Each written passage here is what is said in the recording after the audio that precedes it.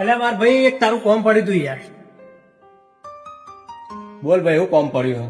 મારા અર્જન્ટમાં 10,000 રૂપિયાની જરૂર પડી છે, તારે કરી આવવા પડશે યાર. મારી જોડે હાલ માર ભાઈ કોઈ પૈસાનું સેટિંગ થયું નહીં. આવું ના બોલ માર ભાઈ યાર, કેટલી આશા લઈને તાર જોડે આવ્યો કે. નજીકમાં દિવાળી આવે માર ભાઈ, અને મારા જોડે પૈસા નહીં. જેટલા પડ્યા ને એટલા ખાલી અઠવાડિયા પછી હપ્તો ભરવાનો હોય, એના જરૂર પૂરતા જ પડે. એનાથી વધારે એક રૂપિયો પડ્યો નહીં. તાર તો અઠવાડિયા પછી ભરવાના માર ભાઈ. હું તો તને 2-3 દાડામાં પૈસા પાછા આલ દે, વિશ્વાસ રાખ, તાર માગવાની જરૂર નહીં પડે.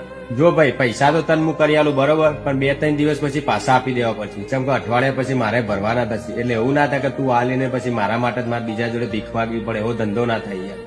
તને મારા ઉપર વિશ્વાસ નહીં માર ભાઈ? એટલે આ કેટલા ફોન કરશે યાર આરે તો યાર. શું કરે ભાઈ, આવ્યો તારનો આટલા ફોન કરે, કોઈ ચિંતા જેવી વાત? એક મિનિટ કહું, વાત કરી લઉં. હલો હલો, કરિયાલું મારા ભાઈ તને યાર. કેટલા ફોન કરાતું તો યાર. ફોન તો કરવા જ પડે ને યાર. 2-3 દિવસની વાત હતી, આ તો અઠવાડિયું થવા આવ્યું. હવે તે 10,000 રૂપિયા આલ્યા, એમાં તો કરોડ રૂપિયા આલ્યા ને, એટલા તો ફોન કરે યાર તું. વાત કરોડ રૂપિયાની નહીં યાર, પણ વાત વિશ્વાસની. મેં તને કીધું નતું કે મારે જરૂર પડશે અઠવાડિયા પછી, અને તે વિશ્વાસ આપે તો 2 દાડા હું તને પાછા આપી દઈ.